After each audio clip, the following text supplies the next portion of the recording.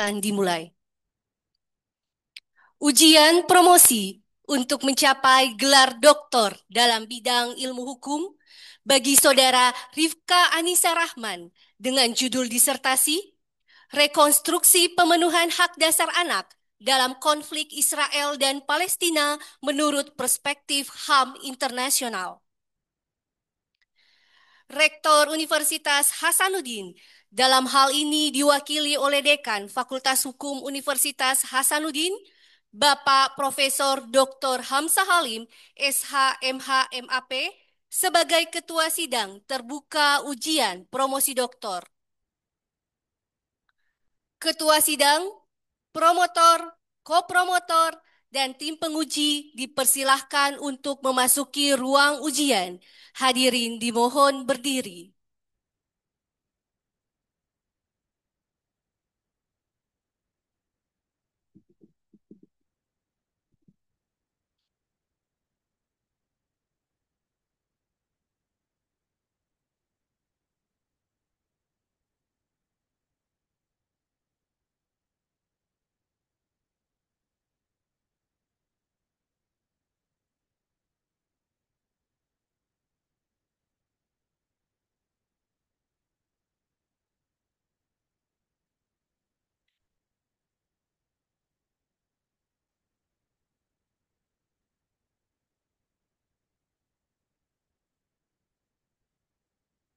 Hadirin dipersilahkan duduk kembali.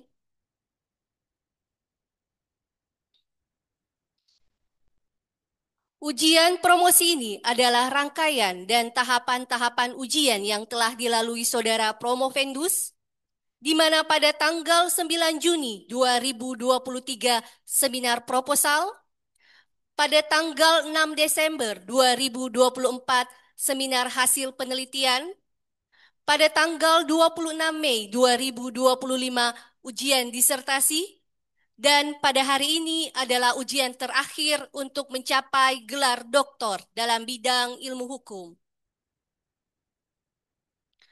Ujian promosi doktor saudara Rifka Anissa Rahman dibuka oleh Ketua Sidang. Bismillahirrahmanirrahim. Assalamualaikum warahmatullahi wabarakatuh. Selamat pagi, salam sejahtera untuk kita semua. Salam, Om Swastiastu, Namo Buddhaya, salam kebajikan, Rahayu. Sebelum saya membuka secara resmi sidang ujian promosi doktor pada hari ini, izinkan saya untuk menyampaikan beberapa hal. Yang pertama, tentu sebagai umat yang beragama, saya kira sepatutnya kita untuk senantiasa memanjatkan puji dan syukur kehadirat Tuhan yang Maha Kuasa, karena pasti atas nikmat sehat, kemampuan dan kesempatan sehingga pada hari ini kita bisa hadir bersama dalam sebuah sidang yang di dunia akademik dipandang sebagai sidang yang paling sakral karena di mana seseorang akan memperoleh gelar akademik tertinggi dalam bidang ilmu yang digelutinya. Bagi yang beragama Islam, saya ingin mengajak juga untuk memanjatkan selawat dan salam pada junjungan Nabi besar Muhammad SAW, Nabi yang kita yakini sebagai rahmatan lil alamin, rahmat bukan hanya bagi umat Islam, bukan hanya bagi umat manusia, tetapi rahmat bagi seluruh makhluk ciptaan Tuhan muka bumi ini. Hal lain yang saya ingin sampaikan adalah bahwa sidang ujian promosi doktor di Universitas Hasanuddin diatur dengan peraturan rektor yang waktu pelaksanaannya tidak boleh melebihi waktu 120 menit. Sehingga saya berharap mulai dari Promopenda sampai pada tim promotor, penguji eksternal, dan semua penguji dapat memanfaatkan waktu secara efektif dan efisien agar peraturan ini tidak kita langgar. Yang ketiga, bahwa di awal saya katakan bahwa sidang ujian promosi doktor adalah sidang ujian yang dipandang sebagai sidang ujian paling sakral dalam dunia akademik, sehingga saya berharap segenap yang mengikuti sidang ujian ini ya dapat mengikuti secara tertib, hikmat, sehingga dapat berlangsung sebagaimana yang kita harapkan bersama. Hal lain yang saya ingin sampaikan sebelum saya buka secara resmi, saya ingin menyapa beberapa tamu istimewa kita pada hari ini ya. Yang pertama, penguji eksternal ya. Beliau sebenarnya bukan tamu ini di Sulsel, tapi beliau pulang kampung. Di tiga tempat ini beliau pernah di Gorontalo, beliau pernah di Sulbar, beliau pernah di Sulawesi Selatan. Ya, beliau ini tidak tahu orang mana aslinya jadinya. Terima kasih banyak yang amat terpelajar, ya, penilai eksternal, Bapak Profesor Dr. Sudan Arif Fahrullah SH MH yang saat ini juga oleh negara diberi amanah sebagai Kepala Badan Kepegawaian Nasional dan juga sekaligus Ketua Korpri, ya, Korps Pegawai Republik Indonesia.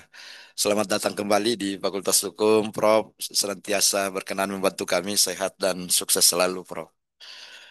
Bersama kita juga hadir Kepala BKN Regional Sulawesi, ya, Prof. Sulawesi Selatan, ya. Kasih Bapak beserta jajaran, dan ini hadir juga Dekan Fakultas Hukum Unsultra sekaligus ibu kandung dari Promovenda beserta jajaran keluarga besar Fakultas Hukum Unsultra. Ini sebenarnya pulang pulang fakultas juga karena kita sudah lama menjalin kerjasama, Prof. Saat ini kami punya mahasiswa S3 di sana kurang lebih 30-an orang, Prof, di Unsultra. Begitu juga dengan ibu bapak yang, maafkan saya tidak dapat sapa satu persatu karena keterbatasan waktu tadi.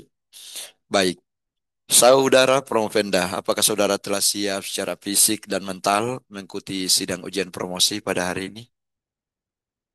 Baik, Insya Allah siap. baik. Kalau saya tidak bertanya, lalu saudara diuji, nanti keberatan kalau sakit, wah, persoal kita. Baik, atas nama Rektor dengan ini sidang terbuka ujian promosi doktor, Saudara Rifka Aniza Rahman, saya nyatakan dibuka.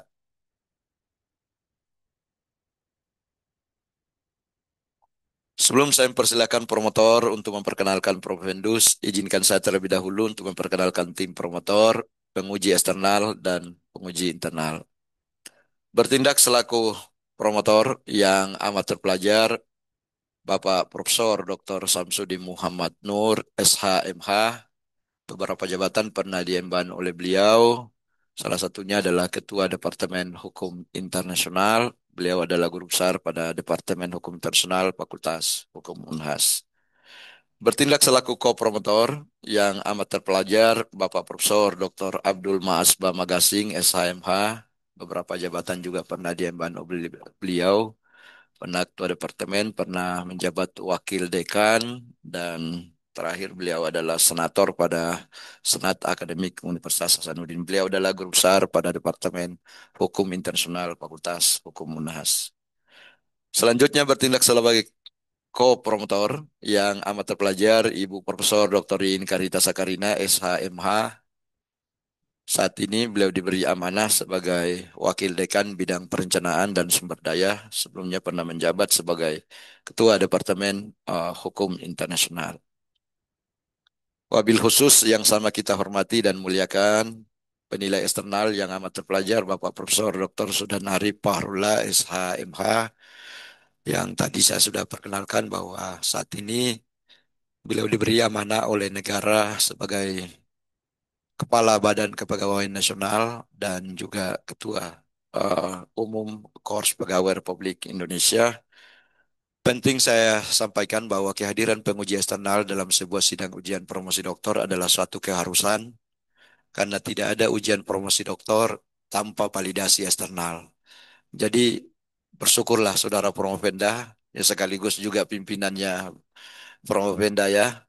Beliau hadir ini memberikan validasi, jadi validasi di kampus dan juga validasi di kantor ini, ya, saudara Promovenda. Terima kasih banyak, Prof, atas kesediaan dan kehadirannya.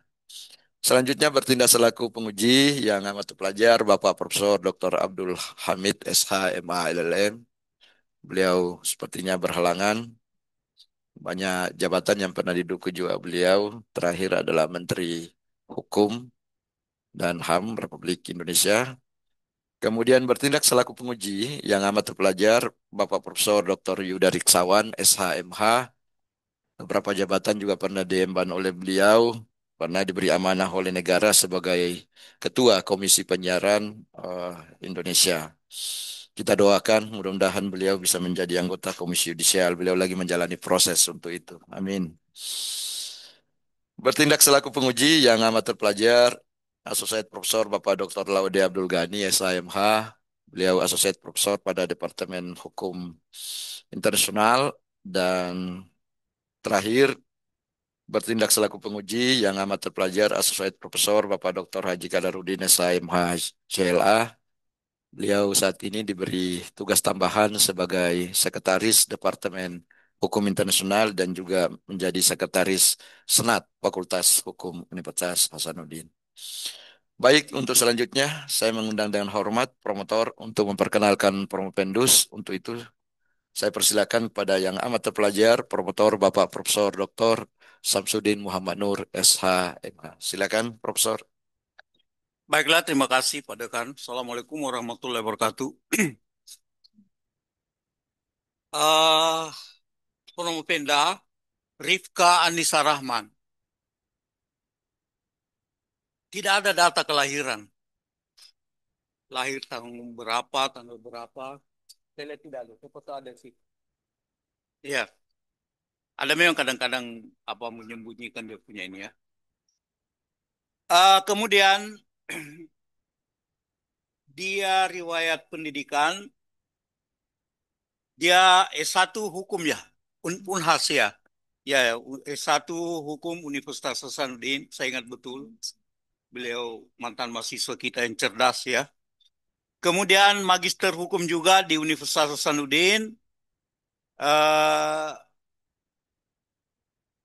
Double sarjana hukum ya di Universitas Sulawesi Tenggara. Iya. Ya, dan sastra Inggris di Universitas Haluleo. Ya. Kemudian pengalaman kerja dosen eksternal ilmu hukum di Universitas Sulawesi Tenggara tahun 2021 sampai sekarang. Alamat beliau BTN Gria Melati Permai, Blok D nomor 5 Kota Bangun, Ranomito, Konawe, Sulawesi Tenggara. Konawe Selatan, Sulawesi Tenggara ya.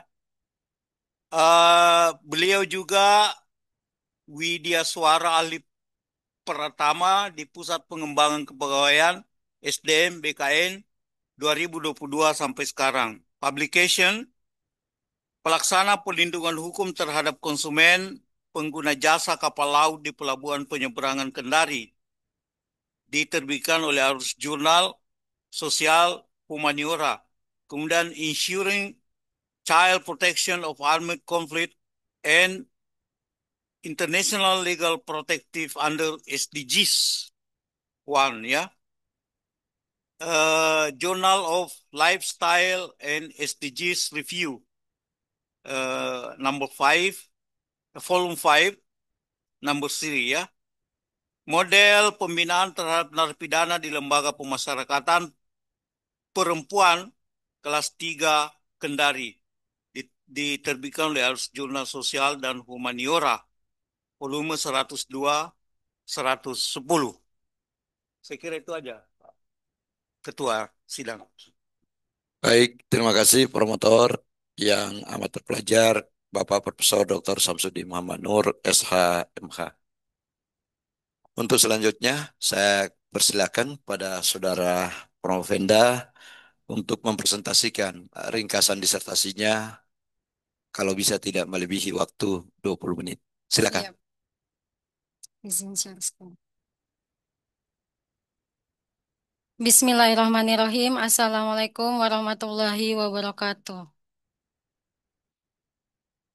Yang amat terpelajar, Prof. Dr. Hamzah Halin, SHMHMAP selaku Ketua Sidang. Yang amat terpelajar, Prof. Dr. Samsudin Muhammad Nur, SHMH selaku Promotor. Yang amat terpelajar, Prof. Dr. Abdul Masba Magasing, SHMH selaku Kopromotor. Yang sangat terpelajar, Prof. Dr. Iin Karita Sakarina, SHMA selaku Kopromotor. Yang sangat terpelajar, Prof. Dr. Zudan Arif Fakrullah, SHMH selaku penguji internal. Yang amat terpelajar, Prof. Dr. Yuda Riksawan, SHMH selaku penguji. Yang amat terpelajar, Bapak Dr. Laode Abdul Ghani SHMH selaku penguji. Yang amat terpelajar, Bapak Dr. Kadarudin SHMH SLA selaku penguji, serta seluruh tamu yang berbahagia. Pada hari ini, izinkan Promovendus untuk mempresentasikan penelitian Promovendus yang berjudul Rekonstruksi Pemenuhan Hak Dasar Anak dalam Konflik Israel-Palestina menurut Perspektif HAM Internasional. Seperti yang telah kita ketahui, bahwa HAM adalah merupakan isu global yang pengakuannya telah menjadi komitmen internasional. HAM merupakan fondasi utama yang menjawab atau menjamin martabat, kebebasan, dan keadilan bagi setiap individu di seluruh dunia. HAM tidak hanya melekat secara inheren pada setiap manusia, tetapi juga berfungsi sebagai instrumen universal untuk memastikan kehidupan yang bermartabat, adil, serta setara.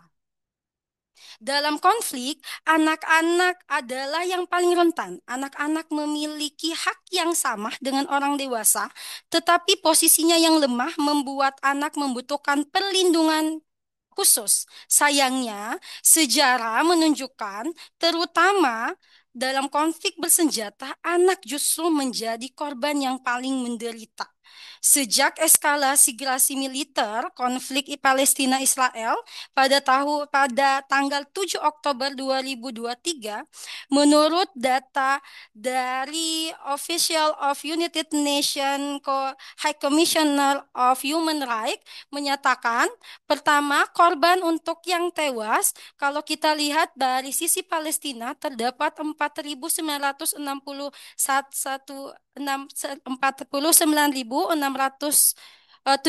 jiwa. Anak-anak di sini kurang lebih 14.100 jiwa, sedangkan total di Israel terdapat lebih dari 1.600 jiwa dan 70%-nya adalah anak-anak. Jika kita lihat banyaknya penduduk atau pengungsi yang dipaksa untuk mengungsi, ada 1,9 juta warga Gaza yang dimana mereka selalu berulang-ulang atau tidak memiliki zona nyaman yang layak. Seperti di zona aman Al-Mawasi, bahkan justru diserang. Sedangkan kalau kita lihat tindakan Hamas sebagai bentuk pembalasan, yaitu menyandra kurang lebih 245 orang dan pembunuhan warga sipil di Israel. Jika kita lihat dari kehilangan keluarga, kurang lebih 17 orang anak tidak didampingi atau terpisah dari orang tua mereka. Setidaknya 15.173 anak di Gaza telah kehilangan satu atau kedua orang tua. Sedangkan dari pihak Israel, 20 anak kehilangan kedua orang tua, sementara 90 anak kehilangan satu orang tua. Kalau kita lihat dampak pada pendidikan, terdapat 625.000 siswa dan 23.000 guru terdampak.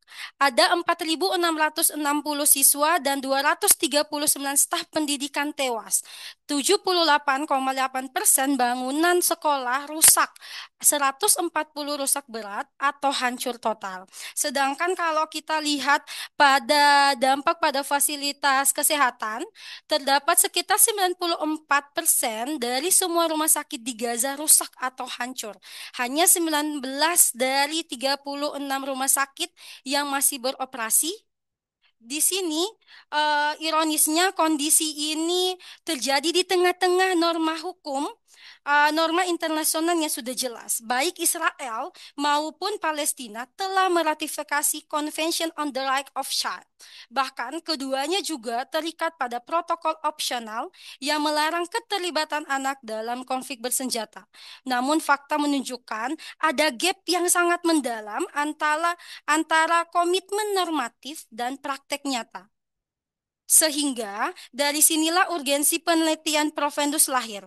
Provendus melihat perlu rekonstruksi pemenuhan hak dasar dalam konflik Israel dan Palestina, ditinjau dari perspektif HAM internasional.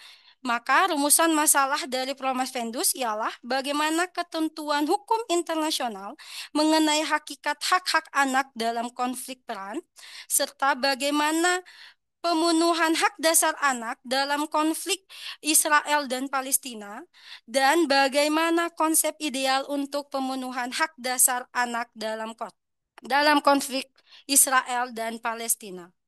Tinjauan pustaka pada penelitian ini yang memperkaya hasil dari penelitian Prof. Vendus merujuk pada pertama yaitu landasan teori, adanya teori hak asasi manusia, adanya teori tanggung jawab negara, teori kedaulatan negara, serta teori kepentingan nasional. Di sini juga Promovendus mengkaji terkait konsepsi hak asasi manusia, yaitu hak dasar atau basic right, pendekatan dalam hak asasi manusia, prinsip-prinsip hak asasi manusia, serta kewajiban negara tentang HAM internasional.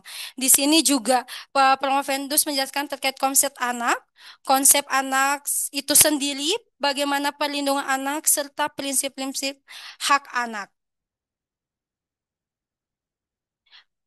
Kalau kita lihat penelitian ini menggunakan tipe penelitian normatif judicial research, di mana penelitian ini menggunakan pendekatan perundang-undangan, state approach, pendekatan kasus, case approach, pendekatan conceptual approach, dan pendekatan analytics approach. Dari hasil penelitian yang Promovendus kaji, yang pertama terkait ketentuan hukum internasional mengenai hakikat hak-hak anak dalam situasi perang. Di sini kita lihat terdapat ketentuan dalam hukum humaniter di mana anak diposisikan sebagai penduduk sipil yang berhak dari perlindungan umum dan juga perlindungan khusus.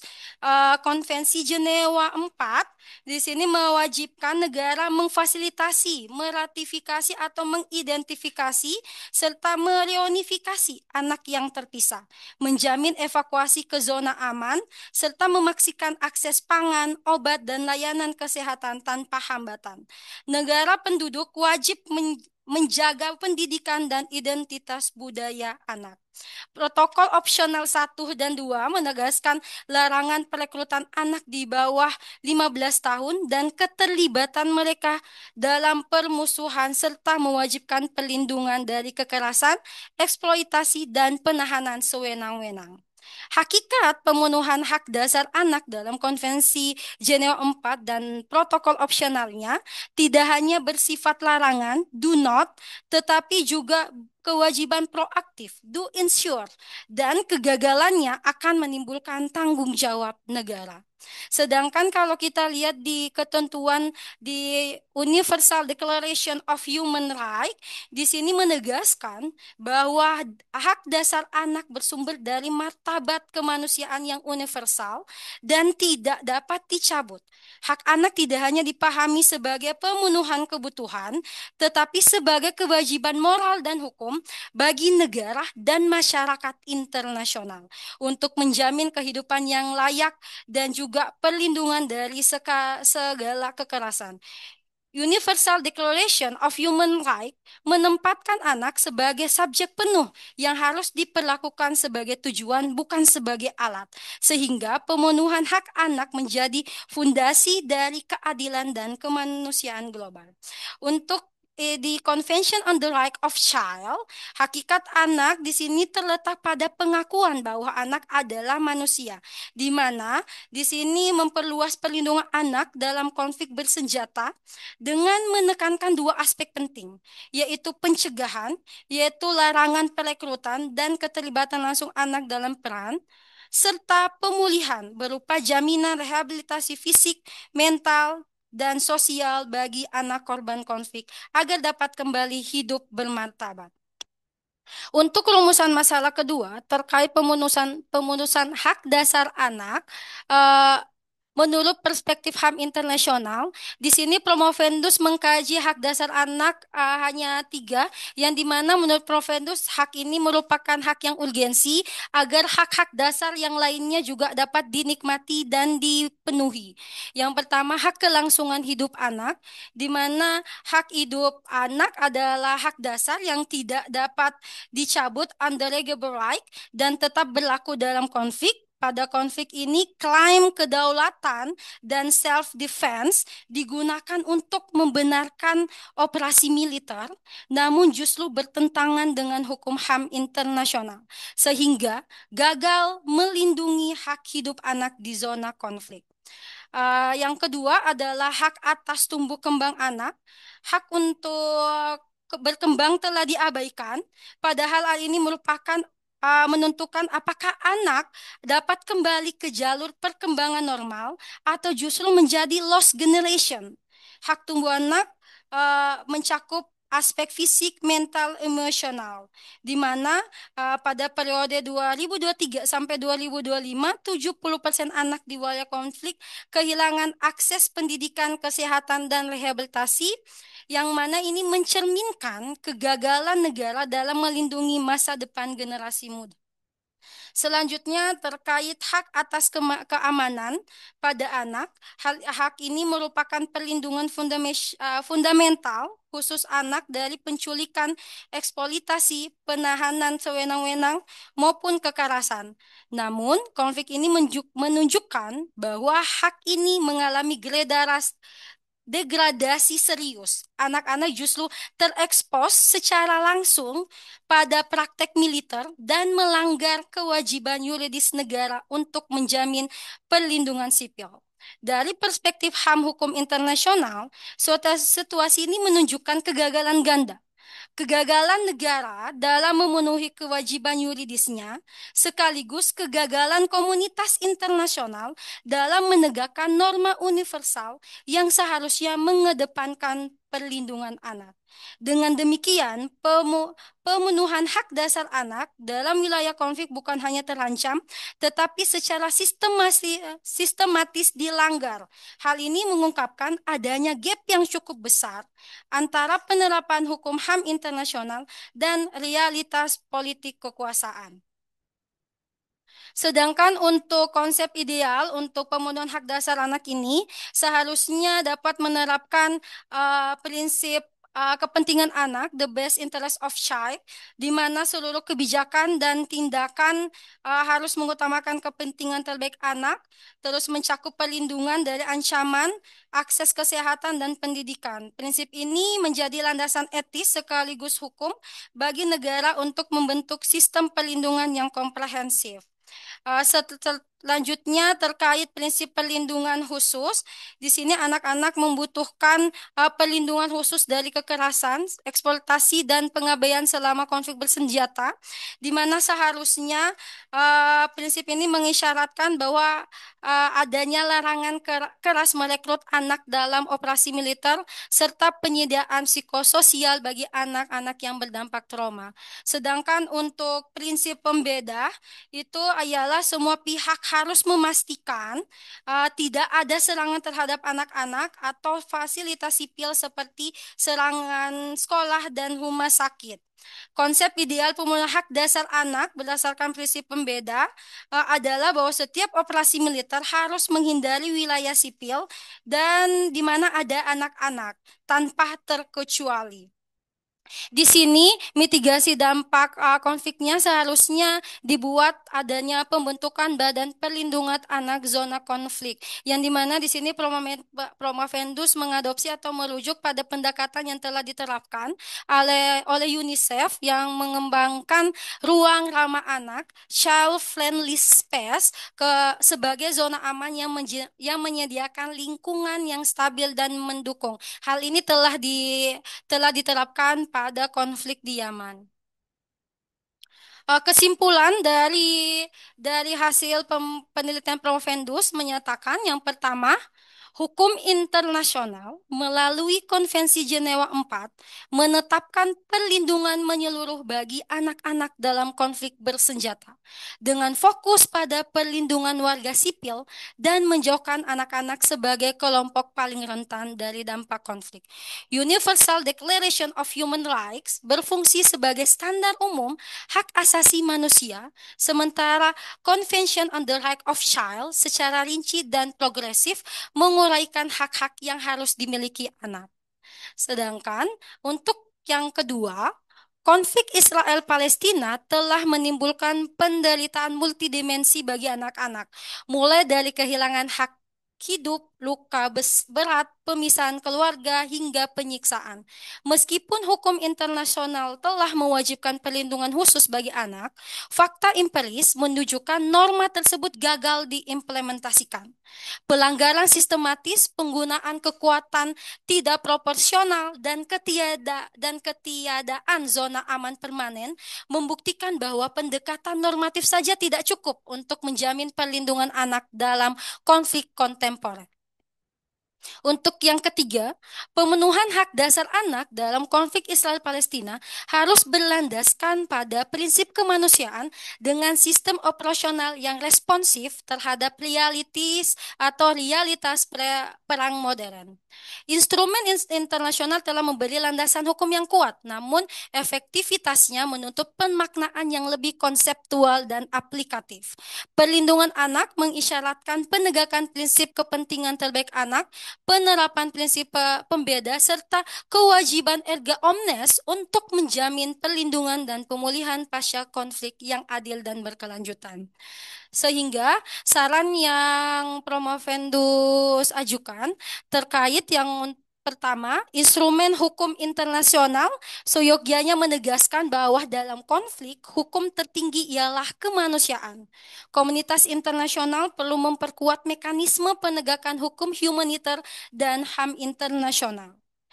Perlu membentuk child safe zone berbasis teknologi. Konsep ini meliputi perlindungan fisik, dukungan sosial, dan stabilitas psikologis dengan dukungan sistem peringatan dini dan jalur evakuasi terpantau.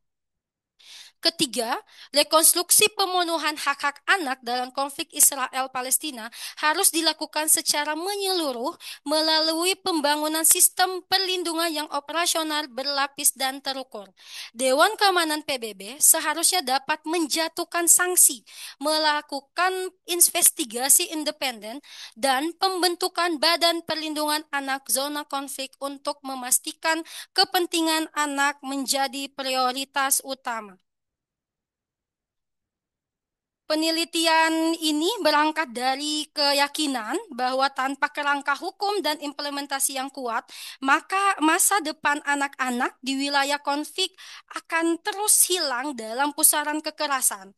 Oleh karena itu, Promovendus berharap kajian ini dapat memberikan kontribusi akademik sekaligus praktis dalam upaya mewujudkan perlindungan dan pemenuhan hak dasar anak sebagai bagian dari perjuangan universal kemanusiaan.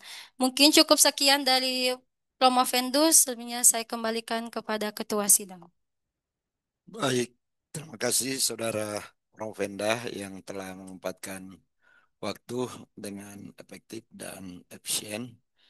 Untuk selanjutnya kita ke tim promotor, kopromotor, dan penguji. Dan sebelum saya mempersilakan promotor, kopromotor, dan para penyangga mengajukan sanggahan, izinkan saya untuk lebih awal mengingatkan lagi bahwa kita dibatasi oleh waktu, sehingga saya berharap setiap yang memanfaatkan waktu dapat menggunakan waktu 5-7 menit. Oleh peraturan rektor, penilai eksternal tidak dibatasi waktunya, namun saya yakin Prof. Sudan akan menyesuaikan, insyaAllah. Baik, kesempatan pertama saya mengundang dengan hormat ko-promotor yang amat terpelajar, Bapak Profesor Dr. Abdul Masba Magasing, SH.MH. Silakan, Profesor. Bismillahirrahmanirrahim. Assalamualaikum warahmatullahi wabarakatuh. Selamat pagi. Yang saya hormati Bapak Profesor Dr. Hamzah Halim, SHMAP selaku pimpinan sidang. Yang saya hormati, yang amat terpelajar, penguji eksternal, Bapak Profesor Dr. Sudan Arif Fakrullah, SH.MH. Yang saya hormati, promotor, co-promotor 2, Bapak Profesor Samsudin Mokhtar, Ibu Profesor Inkarita, para penguji Bapak Profesor Dr. Yuda Riksawan, Bapak Dr. Laude Abdugani dan Bapak Dr. Haji Kadarudin, serta Ibu dan Bapak sekalian yang hadir di ruang promosi ini, dan juga terakhir Saudara Promopenda, ya. Baik, saya ada beberapa ada catatan sedikit, ya, gak banyak, ya. Ya, yang pertama, kalau boleh saya mengatakan bahwa inilah disertasi yang sambil ditulis, eh, tapi konfliknya, artinya kejadian konflik bersenjata itu masih berlangsung terus, ya kan? Nah, jadi kira-kira maknanya, ya tentu Promovenda di sini tentu harus selalu mengupdate, ya, gitu. Dan saya lihat, ya, saya lihat cukup mengikuti perkembangan terakhir, ya, sampai pada korban-korban dan sebagainya. Itu satu, ya. Nah, tadi udah disinggung bahwa dalam konflik Israel Palestina, ya, itu kan eh, Anda mengatakan bahwa mereka itu, kedua negara itu merupakan state parties, ya, pada konvensi CRC, ya, itu Convention on the Rights of the Child, ya, baik Israel maupun Palestina. Masalah kemudian muncul bahwa sepertinya ada kegagalan sebagaimana yang Anda sebut tadi, Prof. Vendus sebut tadi, bahwa kedua negara itu sepertinya gagal dalam melindungi warganya, ya. Dan itu betul, ya. Betul. Ya.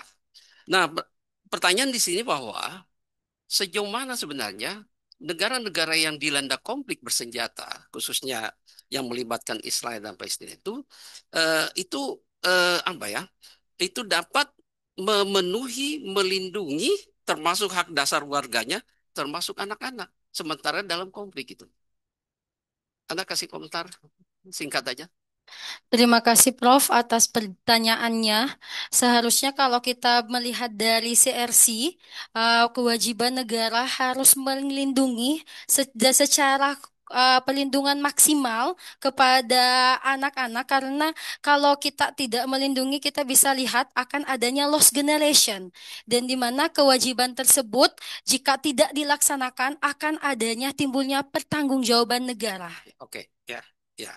Nah, yang kedua yang muncul di sini, ya, bahwa eh, menurut hukum humaniter internasional bahwa biasanya dalam suatu konflik militer internasional, apakah itu intern apa ekstern, biasanya yang berlaku itu kan hukum darurat militer, ya, hukum militer. Nah, sehingga saya katakan tadi sesuai dengan pertanyaan pertama bahwa tentu, ya, negara sementara bertempur, ya bagaimana, ya, untuk melindungi apa, masih sempat nggak gitu. Nah, itu kira-kira itu. Ada sedikit komentar, pendek aja. Seharusnya hal ini dapat ditanggulangi jika adanya political will dari komunitas internasional.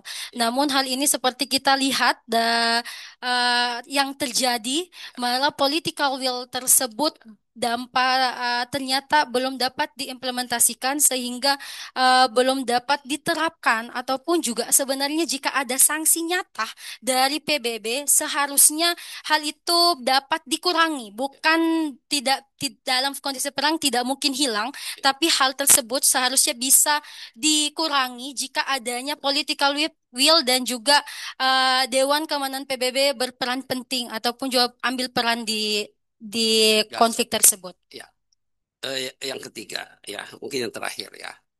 Ya, jadi dari serentetan analisis-analisis dari Promovenda, ya, saya akhirnya ya ingin meminta pendapat Anda, ya, ya, bahwa Anda menyebut UN, ya, Perserikatan Bangsa-Bangsa, Security Council, ya, Dewan Keamanan, ya, ya, meskipun dalam tanda kutip, ya, dalam tanda kutip bahwa ada pertanyaan bahwa masih efektifkah sebenarnya, ya, masih efektifkah sebenarnya hukum humaniter itu untuk diterapkan di wilayah konflik, terutama di Palestina dan Israel, Gaza ya itu.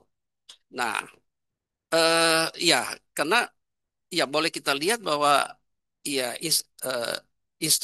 instrumen Dewan Keamanan yang kalau boleh kita katakan dialah yang paling tertinggi ya dalam suatu organisasi internasional selevel PBB.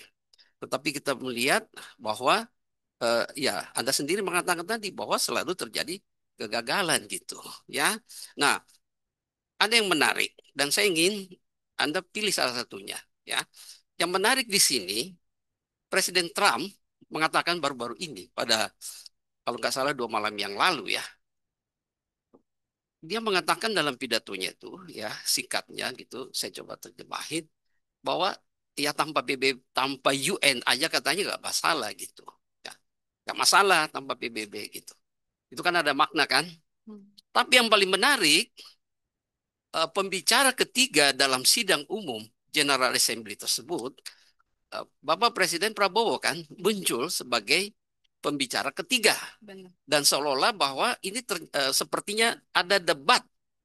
Walaupun sebenarnya bukan debat ya, masing-masing kan pidato. Ya, Benar.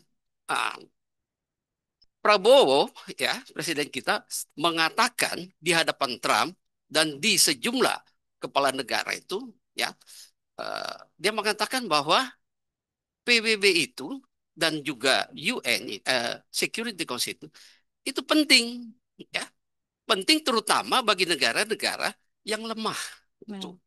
Itu kan itu semacam pernyataan saya kira. Kemudian ada yang kedua lagi, beliau mengatakan dalam sambungannya itu bahwa kalau ya kalau UN ya meminta Indonesia ya meminta Indonesia untuk berpartisipasi, dia bilang kami akan mengirim 20.000 ya 20.000 tentara sebagai peacekeeping force ya di situ.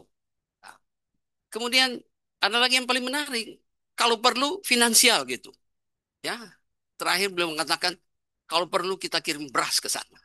Ya, mudah-mudahan saya tidak salah translate, tapi begitu yang saya tangkap begitu ya.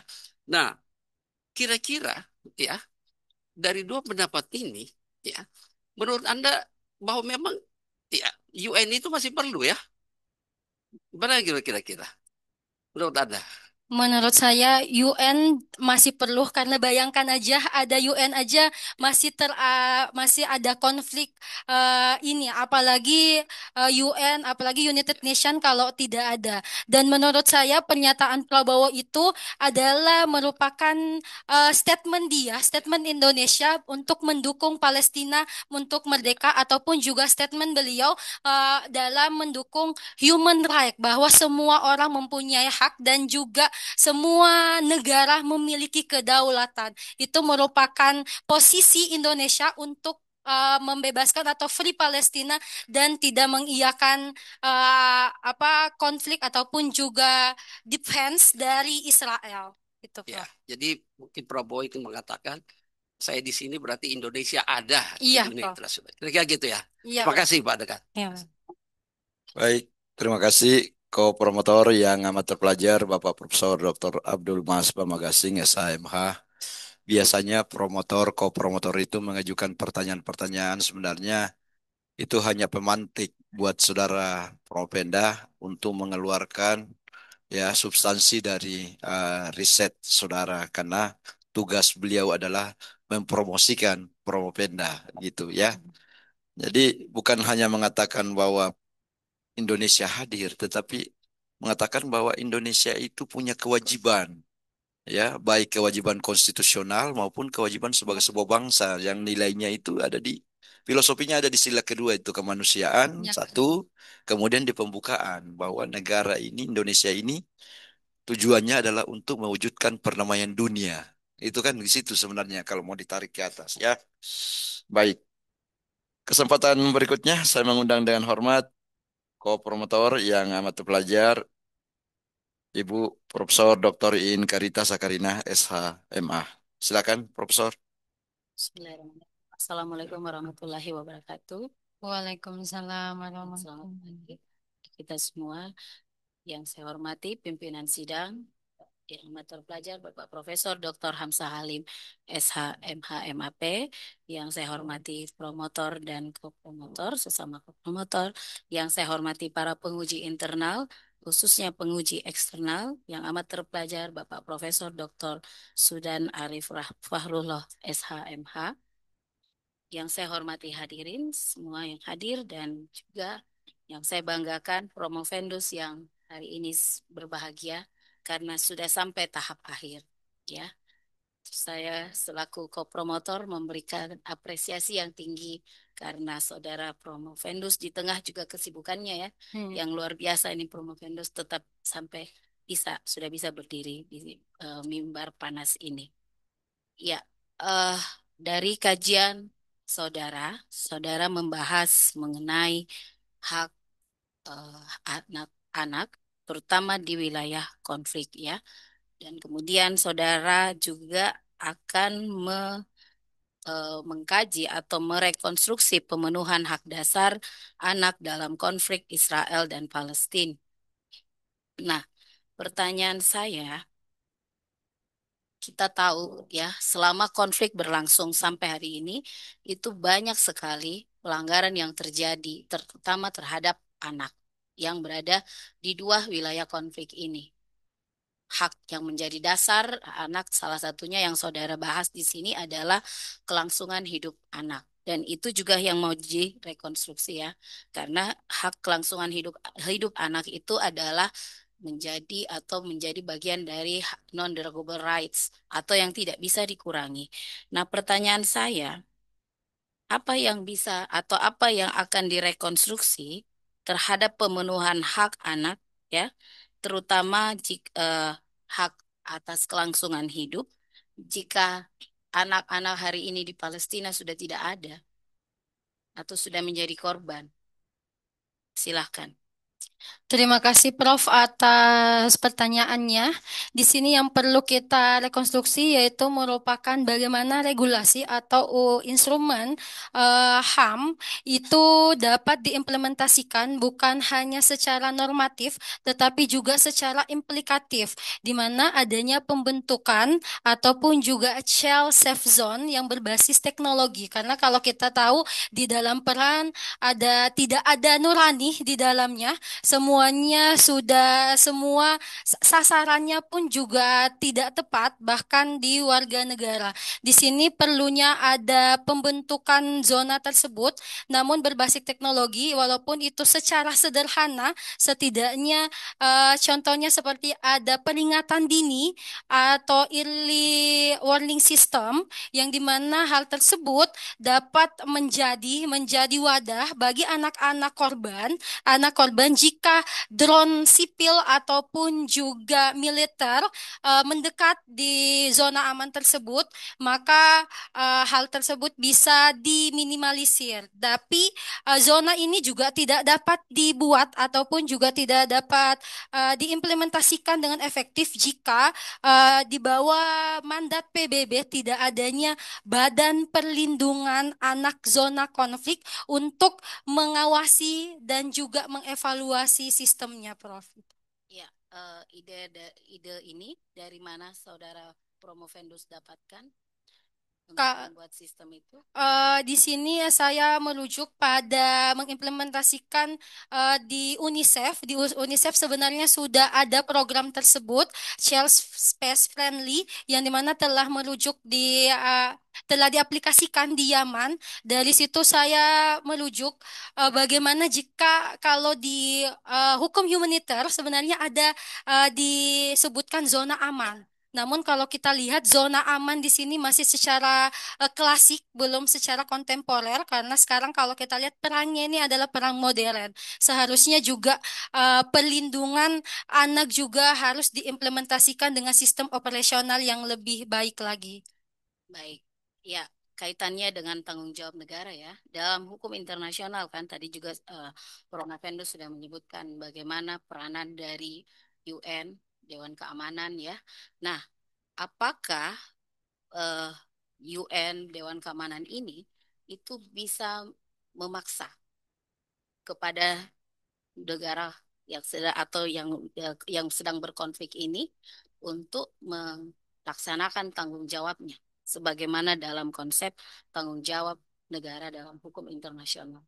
Silahkan. Terima kasih Prof. Kalau kita berdasarkan piagam PBB, di mana kalau tidak salah di pasal 53 terdapat bahwa kewenangan ataupun juga tanggung jawab United Nation, yaitu Dewan Keamanan PBB, dapat memberikan hukuman atau enforcement secara atau memaksa kepada pihak-pihak yang melanggar hukum internasional ataupun juga kewajiban negaranya. Cukup pimpinan sidang, terima kasih banyak.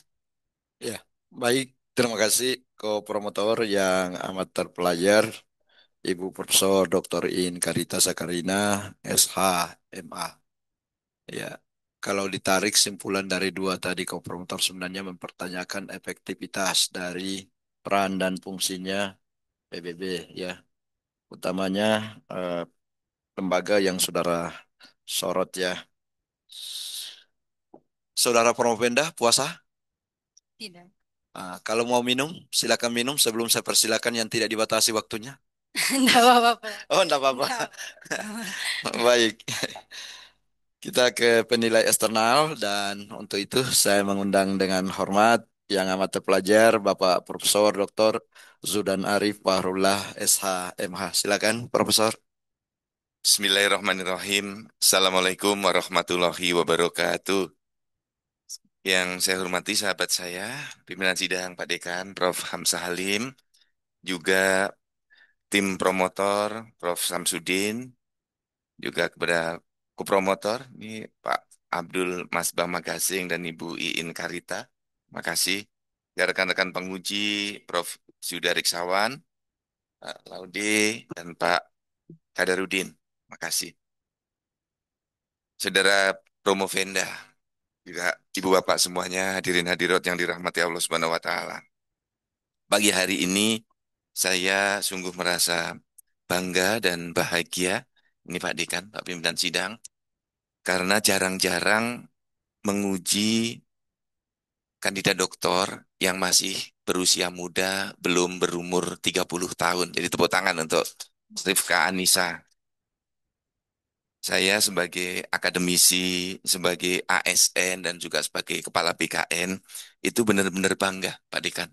Kalau ada ASN yang sudah bisa menyelesaikan studi di puncak, ya seperti ini, sebelum umur 30 tahun. Ini menunjukkan ada komitmen, ada ketangguhan untuk mencapai puncak karir, minimal di puncak pendidikannya.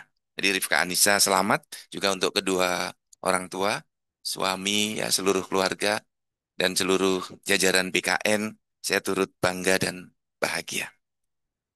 Tapi tidak berhenti di situ. Tetap bertanya saya. Ada dua yang ingin saya tanyakan kepada Promovenda. Pertama, di dunia praktikal.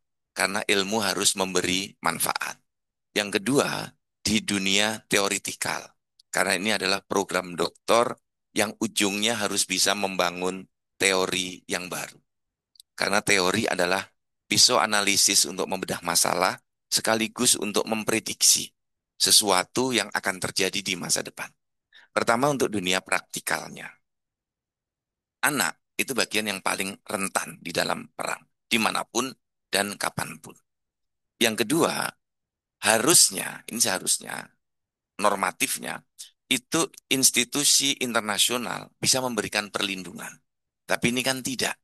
Karena yang berperang itu dengan institusi internasional atau anggota-anggota institusi internasional itu ada yang berkawan. Maka dalam dunia praktikal, bagaimana merekonstruksi itu? Apakah harus ada badan dunia tandingan?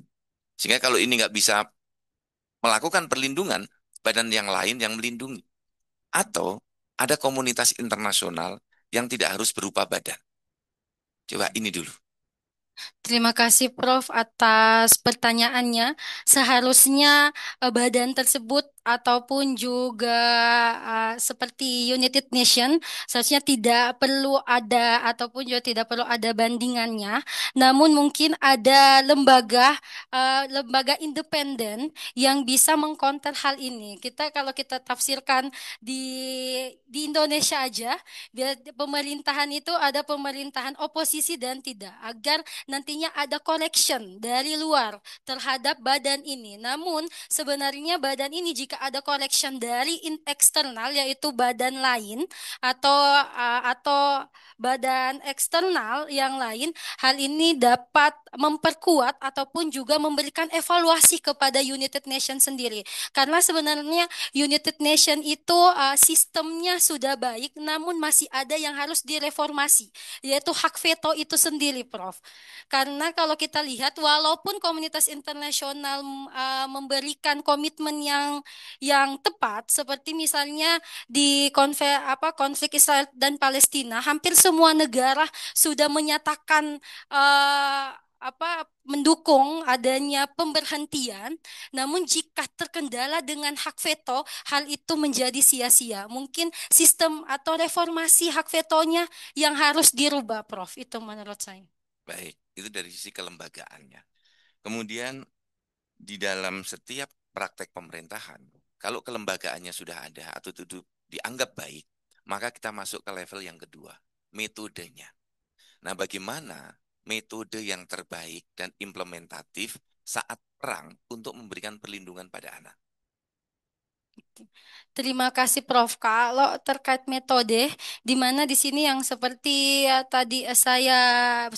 tadi Prof. Vendus lakukan, yaitu pembentukan Badan Perlindungan Anak Zona Konflik, di mana hal ini merupakan sesuatu badan yang untuk mengevaluasi dan juga mengawasi terkait implementasi child safe zone yang berbasis teknologi tersebut. Hal ini memang terlihat mustahil, tapi jika komitmen internasional atau masyarakat internasional mendukung, maka tidak ada yang tidak bisa. Dan yang pertanyaan terakhir, di aspek teorisasi. Ada rekonstruksi yang ingin dilakukan. Ya. Coba, apakah dari rekonstruksi pemenuhan hak dasar anak ini bisa melahirkan teori baru? Dan kalau ini sudah ada teori baru, proposisinya seperti apa yang bisa ditawarkan di dunia akademik? Saya persilahkan. Terima kasih, Prof. Di sini saya memang beranjak dari teori hukum kodrat, yang dimana di teori hukum kodrat itu menyatakan semua manusia mempunyai hak dan martabat. Jadi di sini saya berangkat bahwa prinsip atau nilai-nilai universal itu lebih tinggi daripada hukum atau buatan manusia, yaitu hukum positif. Karena kalau kita lihat kemanusiaan, hukum itu merupakan muncul karena adanya ataupun juga untuk menjaga prinsip ataupun juga hak-hak manusia itu sendiri. Maka di sini saya menawarkan prinsip kemanusiaan itu kedepankan. Jadi prinsip kemanusiaan harus didepankan di atas dari hukum. Itu, Bro. Coba kita challenge ya, terakhir ini. Kalau kita mendalami teori normatif, ini kan kesannya sedang akan dibangun teori hukum normatif. Salah satu teori hukum normatif itu adalah equality before the law. Semua orang bersamaan kedudukannya dalam hukum dan pemerintahan. Tapi itu sebenarnya belum titik, masih koma. Masih koma. Coba saya berikan ilustrasinya ketika ada afirmasi-afirmasi yang mematahkan teori itu. Lalu dikatakan semua orang bersamaan kedudukannya dalam hukum dan pemerintahan. Saya berikan contoh dalam hukum lalu lintas. Dalam hukum lalu lintas. Prof. Hamzah ini dekan, profesor doktor. Dulu punya kawan yang namanya sekarang jadi wali kota di Makassar. Ya, Pak Abi. Pak Abi itu karena pejabat negara boleh menggunakan forerunner di jalan tol. Tapi beliau dekan pendidikannya lebih tinggi, tapi nggak boleh menggunakan forerunner di jalan tol karena bukan pejabat negara. Jadi equality before the law itu masih ada komanya, to whom, untuk siapa. Jadi kalau wali kota dia setara dengan wali kota karena dilindungi dengan undang-undang protokol. Misalnya seperti itu. Jadi kalau dalam hukum dan pemerintahan itu harus dikaji kembali sistem equality before the law itu karena antara presiden dengan rakyat biasa di mata hukum ada yang berbeda, ada yang sama. Presiden boleh punya pesawat sendiri. Pesawat keprotokolan menutup bandara ketika mau landing dan mau take off. Boleh. Karena apa? Untuk keselamatan sebagai pimpinan negara. Nah, di dalam membangun teori nanti juga bisa dibuat seperti itu. Ya, saya kira disertasi ini bagus. Sekali lagi selamat untuk Rifka beserta ibu bapak seluruh keluarga. Prof. Hamzah, sukses untuk dekan ini yang melahirkan doktor di usia muda. Sukses selalu untuk Unhas. Terima kasih. Wassalamualaikum warahmatullahi wabarakatuh. Waalaikumsalam warahmatullahi wabarakatuh. Terima kasih penilai eksternal yang amat terpelajar Bapak Profesor Dr. Sudanari Fahrullah SHMH. Saudara Propendus, kalau sudah penilai eksternal yang mengatakan sudah bagus, berarti validasinya jelas. Ya, 4 pertanyaan tapi mengupas habis disertasi ini ya. Karena disertasi ini kita berharap tidak hanya berujung di perpustakaan di fakultas, tetapi memberi kontribusi pemikiran dan juga pada level praktis barangkali bisa didengar sampai di PBB sana. Maka sarannya barangkali disertasi ini nanti disempurnakan lagi kemudian dibukukan barangkali ya. Kirim ke Kemenlu ya atau sekalian ke Donald Trump gitu. Ya. Dan yang paling penting tadi sebenarnya pertanyaan yang beliau tadi itu soal aspek teoritis sebenarnya larinya kepada apa novelty yang saudara temukan dalam riset saudara. Apa konsep yang saudara tawarkan untuk kemudian kalau konsep itu diterima ya dan diakui berlakunya maka konsep itu akan berubah menjadi sebuah teori. Jadi kita berharap lahir usia muda, doktor usia muda dengan gagasan pemikiran yang cemerlang yang kemudian bisa mewarnai format ya institusi yang paling bergengsi di dunia ini PBB gitu ya. Saya kira itu Prof. Terima kasih sehat dan sukses selalu. Mudah-mudahan bukan kali terakhir Prof. berkenan membantu kami dalam proses pendoktoran di Fakultas Hukum UNAS. Baik. Kesempatan selanjutnya saya mengundang dengan hormat penilai internal yang amat terpelajar Bapak Profesor Dr. Yudariksawan SHMH. Silakan Profesor. Baik, terima kasih. Bismillahirrahmanirrahim. Assalamualaikum warahmatullahi wabarakatuh. Waalaikumsalam. Selamat pagi yang saya hormati pimpinan sidang, Bapak Profesor Dr. Hamzah Halim, SHMH, MAP, promotor dan kopromotor, Prof. SM Nur, Prof. Masbah, dan Prof. Iin, penguji eksternal, Bapak Profesor Dr. Sudan Arif Fakrullah, penguji internal, Dr. Laudi Abdul Ghani, dan Dr. Haji Kadarudin, serta para hadirin yang saya hormati. Saudara Promovenda, walaupun tadi Pak Dekan sudah mengatakan sudah ada validasi dari eksternal, ya saya punya kewajiban diminta oleh fakultas untuk menguji Anda, jadi saya harus menguji juga, itu ya. Ya. Pertama saya ingin menyampaikan rasa penyesalan saya bahwa kenapa penyesalan gini, sebagai dosen hukum yang senang dengan teknologi, ya salah satu saran Anda itu kan soal child safe zone with technology, ada early warning system dan sebagainya. Menurut saya, gitu ya, kenapa saya sesalkan? Menurut saya itulah novelty. Itu bukan saran. Kenapa? Karena yang Anda ulas di dalam disertasi ini itu sesungguhnya hal-hal yang menurut saya adalah memang begitulah adanya, gitu ya. Aturannya sudah jelas, konvensinya sudah jelas. Kemudian tadi juga Anda sudah mengatakan dalam perang pasti itu sulit dihindarkan. Ya, peluru itu kan tidak punya mata, gitu ya. Mau meledak di mana saja, yang penting ada sasaran sudah. Mau kena anak-anak juga mereka tidak bisa kendalikan.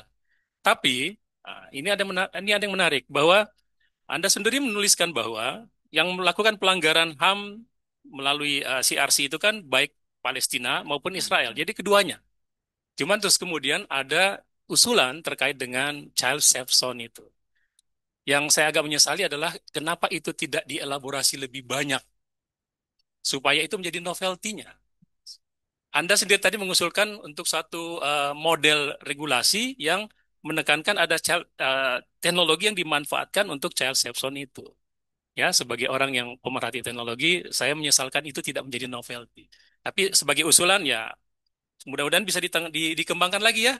Iya. Sayang tidak ada S4 gitu ya. Kalau ada S4, nanti di bukunya lah gitu ya. Ya, atau nanti kalau Anda jadi profesor, insya Allah Anda bisa kembangkan itu sebagai sebuah buku. Oke, itu tanggapan pertama. Jadi tidak perlu tidak perlu ditanggapi penyesalan saya gitu. Tapi yang kedua saya ingin menanyakan kepada Anda, tadi Anda mengatakan bahwa CRC itu Israel maupun Palestina adalah states party. Oke. Mereka melanggar.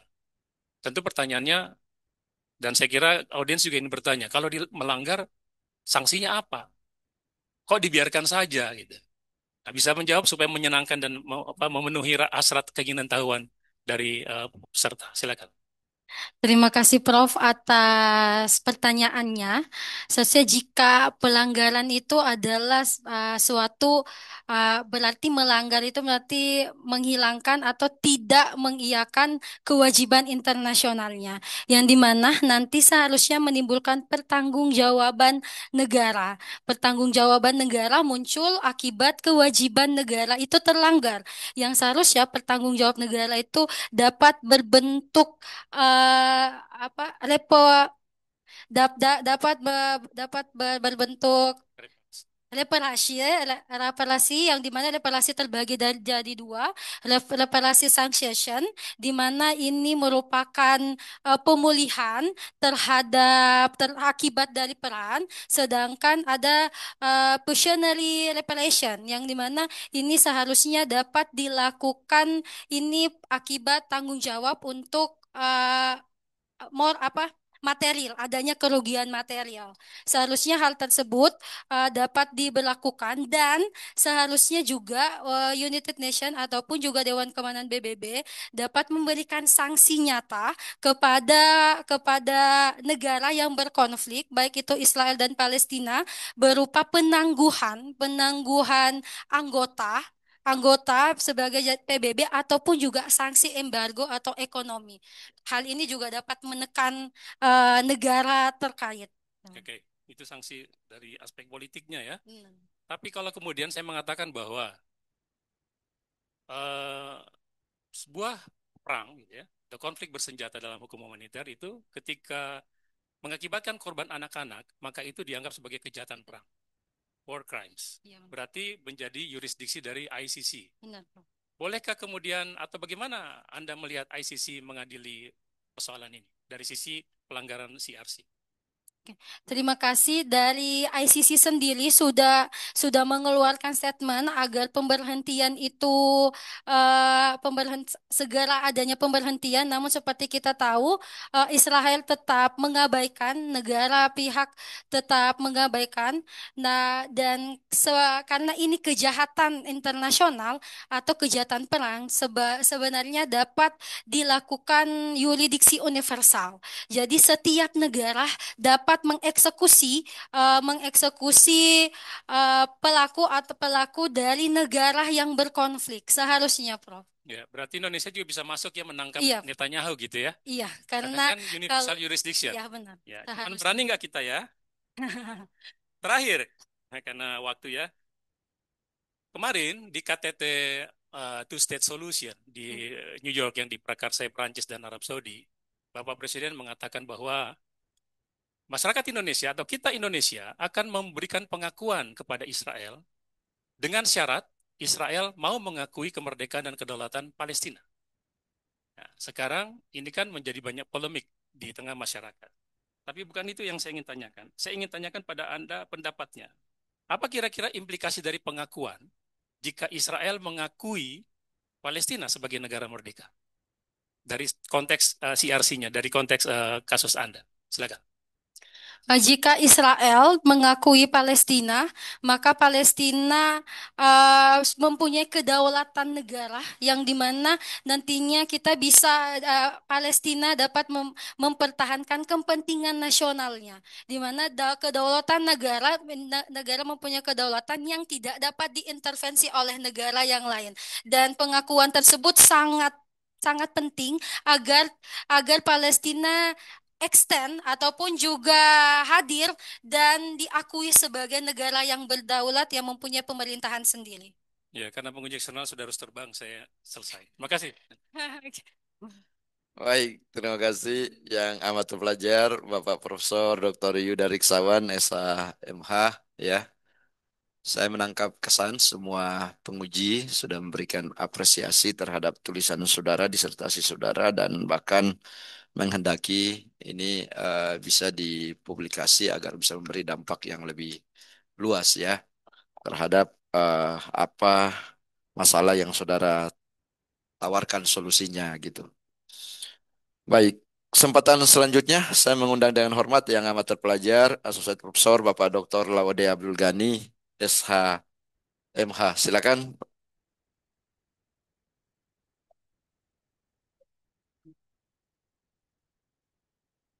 Baik, terima kasih banyak Profesor pimpinan sidang. Assalamualaikum warahmatullahi wabarakatuh. Saudara Rifka yang amat saya banggakan sebagai guru di Fakultas Hukum ya. Rasa-rasanya pertanyaan itu sudah selesai semua. Saya hanya mau memberikan suatu ilustrasi bahwa sesungguhnya Saudara Rifka setelah mengalami ujian tertutup, maka secara de facto Anda sudah doktor. Lalu apa urgensinya ujian promosi ini bagi saudara? Ini adalah untuk mencapai predikat de jure. De factonya sudah selesai pada waktu Anda ujian tutup sebetulnya. Saat ini urgensinya adalah untuk mencapai predikat de jure karena harus Anda di yudisium pada hari ini. Dan juga sebetulnya ini adalah momentum to declare bahwa you have enough capacity to be a new doctor. Itu intinya. Jadi untuk mempertunjukkan kepada audiens bahwa Anda, kalau kami sebagai penguji dan promotor, Anda sudah selesai secara de facto. Tapi audiens, Anda belum yakin bahwa Anda seorang dokter yang benar-benar. Oleh karena itu, saya menggarisbawahi bahwa ini memang satu ujian untuk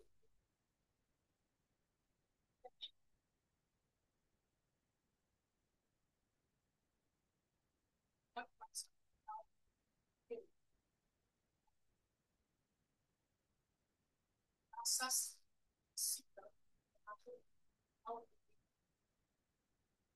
ini penting sekali.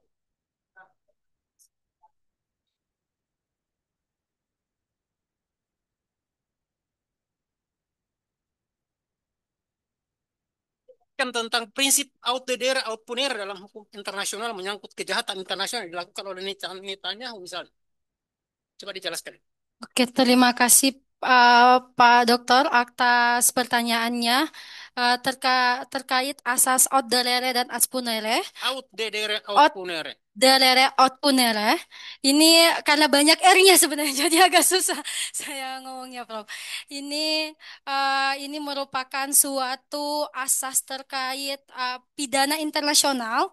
Pidana internasional di mana selaku atau uh, seorang pidana ataupun juga penjahat internasional seharusnya dapat diadili jika negaranya tidak mampu diadili, maka negara lain pun juga dapat mengadilinya karena ini dapat berlaku untuk yang tadi saya katakan yurisdiksi universal.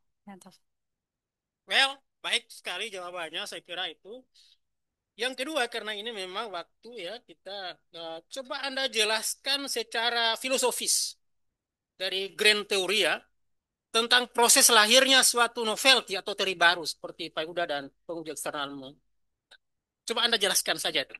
Proses lahirnya gimana untuk mencapai the new teori itu? Lahirnya novelty ini gimana sih prosesnya apa? ujuk-ujuk atau suatu jenjang yang bagaimana? Terima kasih Prof. Lahirnya grand theory ini terbentuk dengan adanya grounded yang dimana ada pendekatan, Proses, saya ulangi, proses lahirnya novelty. Supaya Anda terlalu. proses lahirnya novelty berdasarkan kajian yang telah ada, yang dimana kajian tersebut kita melihat dari pendekatan konseptual dan pendekatan normatif. Setelah kita mulai dari konseptual dan normatif, kita bisa mengklasifikasi teori apa yang dapat masuk sehingga ini bukan walaupun teori baru tidak ditemukan ataupun juga tapi teori lama dapat diimplementasikan pada perkembangan yang telah ada. Seperti teori hukum kodrat. Teori hukum kodrat itu sudah berlangsung sangat lama, namun dengan adanya kita bisa merujuk pada disertasi ini dengan cara teori tersebut dikemas lebih implikatif sesuai dengan zaman yang telah ada. Terima kasih banyak ya. Yang terakhir, coba Anda jelaskan secara filosofis tentang mengapa anak ya harus menjadi concern masyarakat international community untuk benar-benar mendapatkan suatu perlakuan perlindungan yang eksklusif. Oke, terima kasih Pak Dokter. Kenapa anak menjadi yang harus konser? Karena anak merupakan paling rentan dan juga anak merupakan penerus bangsa. Bayangkan aja jika di Palestina sudah tidak ada anak-anak, berarti akan adanya lost generation dan tidak adanya agent of Terima kasih banyak, saya potong karena sudah waktu. Ya, terima kasih banyak, saya puas sekali. Saya kira cukup sekian, tidak pertanyaan dan dijawab dengan baik. Baik, terima kasih yang amat terpelajar, penilai Associate Profesor Bapak Dr. Laude Abdul Ghani, SHMH, ya. Untung bagian-bagian akhir beliau. Saya lihat tadi Promopenda kaget, Bro. Tapi selalu dijawab dengan apresiasi. Jadi akhirnya kagetnya itu jadi happy gitu ya. Baik. Ini tersisa satu penguji. Ya, biasanya yang terakhir itu kemungkinannya dua, Saudara Promopenda. Pertanyaan sudah habis atau sisanya yang terlalu banyak. Ya, ini sangat tergantung pada doanya Promopenda. Untuk itu saya mengundang dengan hormat yang amat terpelajar, Associate Profesor Bapak Dr. Kadarudin, SHMH Cela. Silakan Pak Dr. Kadar. Ya, baik. Terima kasih pimpinan sidang yang saya hormati, Bapak yang amat terpelajar, Bapak Profesor Dr. Hamzah Halim, SHMH MAP. Yang saya hormati tim promotor yang amat terpelajar, Bapak Profesor Dr. Samsudin Muhammad Nur, SHMH. Yang amat terpelajar, Bapak Profesor Dr. Abdul Masbah Magasing, SHMH. Dan yang amat terpelajar, Ibu Profesor Dr. Iin Karita Sakarina, SHMH. Dan penilai eksternal yang amat terpelajar, Bapak Profesor Dr. Zudan Arif Fahrullah, SHMH. Dan tim penilai internal yang saya hormati, yang amat terpelajar, Bapak Profesor Dr. Judaris Sawan, SHMH. Dan Bapak Dr. Laude Abdul Ghani, SHMH. Saudari Promovenda. Ya. Jadi ada seorang penulis namanya Hannah Arendt ya. Nah, Hannah Arendt ini seorang Yahudi Jerman yang kemudian lolos dari persekusi Nazi pada waktu itu, melarikan diri ke Amerika Serikat dan dia menjadi salah satu profesor di University of Princeton dan University of Chicago.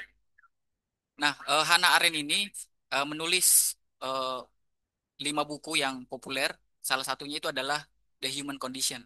Itu 3 buku terakhir sebelum beliau wafat di tahun 1975. Nah, saya lihat di disertasi Promovenda itu mengutip buku Theodor Meron ya. Theodor Meron yang judulnya Human Rights and Humanitarian Law as Customary Law. Itu Theodor Meron juga terinspirasi menulis buku itu salah satunya terinspirasi dari Hannah Arendt. Nah, Hannah Arendt ini dalam bukunya menyebut bahwa anak itu adalah natality. Nah, apa itu natality? Jadi simbol lahirnya dunia baru. Jadi kekerasan terhadap anak dalam konflik berarti membunuh manusia, ya umat manusia itu sendiri. Nah, kemudian Hans Kelsen sebagai orang positivisme hukum ya, itu mengatakan bahwa meski ada instrumen hukum, baik itu CRC, Konvensi Jenewa ya, namun tanpa mekanisme penegakan, maka perlindungan anak itu hanyalah sekedar retorik belaka seperti itu. Nah, yang saya mau tanyakan pada Promovenda ya sebagai seorang peneliti di bidang ini, apabila negara gagal dalam melindungi hak-hak anak, jadi baik itu eh, Palestina ya dari segi CRC-nya dan Israel dari segi Konvensi Jenewanya, maka sesungguhnya kepada siapa tanggung jawab hak anak itu bisa dilekatkan? Apakah kepada komunitas internasional, ataukah kepada Tuhan, atau hak anak itu bahkan hilang ya dengan adanya konflik itu. Jadi hak-hak anak itu sebenarnya hilang pada saat terjadinya konflik. Silakan. Oke, terima kasih Pak Dokter terkait pertanyaannya. Jika kalau kita merujuk, mungkin secara internasional instrumennya sudah kuat, namun efektivitasnya yang lemah, yang dimana seharusnya anak merupakan mempunyai non-deliverable right yang tidak dapat dicabut dan semua manusia harus mempertanggungjawabkan hal tersebut. Bukan karena dia bersifat universal. Kalau kita lihat lagi, kita menarik ke belakang, apa sih sebenarnya hak-hak dasar adalah hak yang melekat karena dia manusia, bukan karena dia diberikan oleh negara. Di mana seharusnya hak tersebut harus dapat dilindungi ataupun juga ditegakkan. Bukan hanya negara, tetapi semua komunitas internasional, bahkan kita sebagai individu, karena kita juga sebenarnya sebagai subjek internasional, seharusnya hal tersebut dapat diperdengarkan. Hal ini disertasi saya berangkat dari hal tersebut, adanya keresahan bagaimana hak dasar anak itu tidak terpenuhi. Setidaknya kita bisa mengkaji dari normatif, implementatif, dan juga filosofisnya gitu. Ya, jawabannya sangat bagus ya dan sangat lugas. Terima kasih Prof. Saya kembalikan ke pimpinan sidang. Baik, ternyata doanya Promovenda yang terkabul gitu bahwa sisanya tinggal sedikit.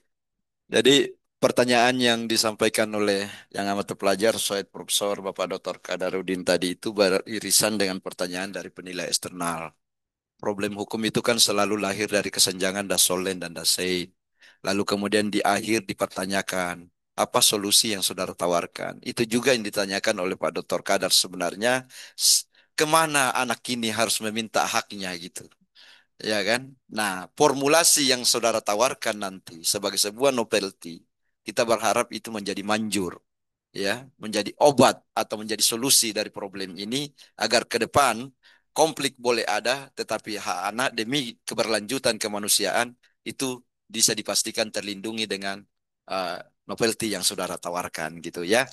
Terima kasih sekali lagi yang amat terpelajar, Associate Profesor Bapak Dr. Kadarudin SHMH Celah. Tiba giliran promotor untuk merespon semua proses dialektika yang ada antara saudara Promovenda dengan tim penyanggah yang ada. Dan untuk itu saya mengundang dengan hormat promotor yang amat terpelajar, Bapak Profesor Dr. Samsudin Muhammad Nur, SH, MH. Silakan, Profesor. Terima kasih, Pak Ketua. Yang saya hormati, ini sudah setengah 11. Harusnya kita berakhir. Ya, jadi apalagi Prof. Fudan ini sahabat saya sudah buru-buru mau berangkat ya. Ditunggu pesawatnya sudah ini. Cuma sedikit saja saya ini ya. Saya sebetulnya puas ya dengan apa yang Prof. Penda kemukakan ini sebagai promotor ya. Tidak sia-sia Anda mundar-mandir ke rumah saya ya. Tidak siang, tidak malam Anda memburu saya untuk itu ya. Nah, cuma ada tadi beberapa yang dikemukakan seperti Prof sudah mengenai teori-teori dalam hukum internasional ya. Itu nanti kita akan diskusikan ya. Karena di dalam hukum internasional itu ada 3 hal yang penting yaitu soft law ya. Jadi soft law itu kadang-kadang tidak terlalu ini berdasarkan John Austin, kemudian international law practice dan unitary law ya. Dan itu juga Prof Yuda tadi mengenai child safe zone. Ya, itu sebetulnya menyangkut wilayah atau teknologi. Bisakah itu apa pesawat tempur tanpa ini di setel sedemikian rupa supaya jangan menyasar anak-anak ya. Ah, itu yang gedung-gedung begitu bertingkat sudah diruntuhkan apa segala. Nah itu ya yang apa namanya. Lalu ada yang kita lupakan yaitu aktor di balik semua itu. Aktornya sebetulnya di Gaza itu Amerika Serikat dengan Israel. Ya, jadi non-state actor dan state actor. Ya, kalau state actornya ya Reagan, apa Donald Trump dengan ini Netanyahu. Ya, ini Trump ini pencinta damai atau pencinta perang? Ah itu saja kalau state actor ya. Kalau non actor ya itulah yang perjalanan perjalanan flotilla ya. Yang itu yang memberi bantuan apa itu banyak sekali di seluruh dunia termasuk Indonesia. Jadi itu yang nanti kita diskusikan ya karena waktu kalau saya bicara lagi panjang nanti Prof Sudan jengkel sama saya. Saya kira sudah selesai itu kan. Ya, saya puas terus terang. Terima kasih.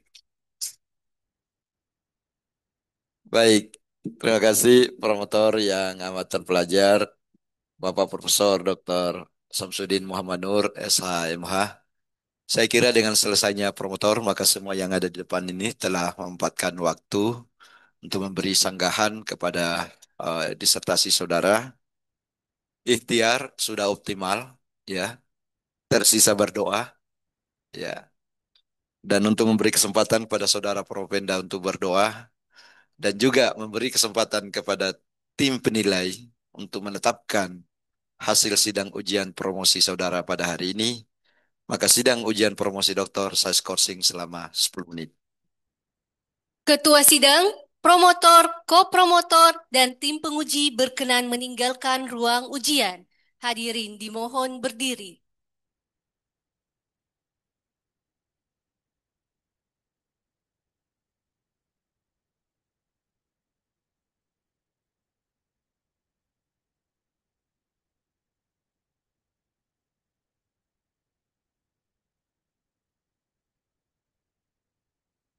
Hadirin dipersilahkan duduk kembali.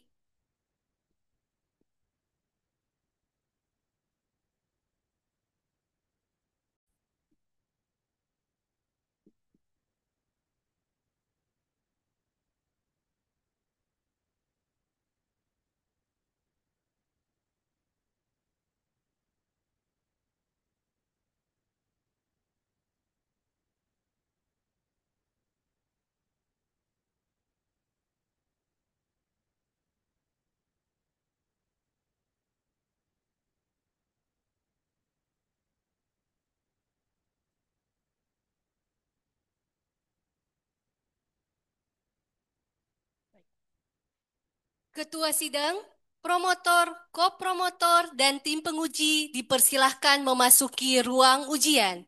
Hadirin dimohon berdiri.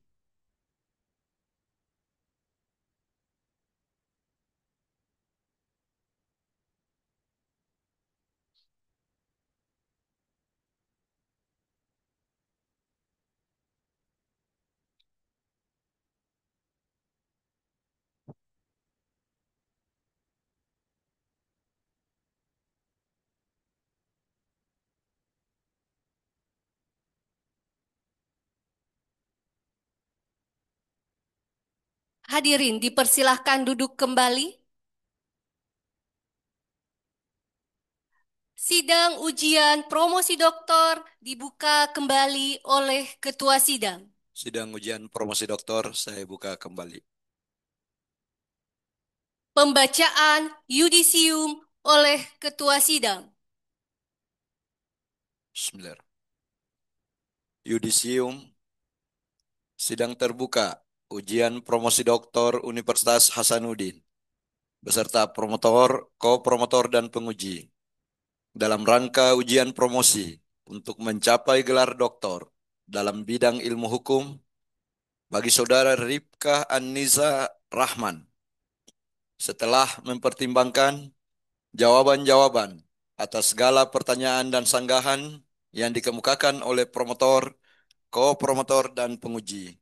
Dengan ini menyatakan bahwa Saudara Rifka Aniza Rahman dinyatakan lulus dengan predikat sangat memuaskan.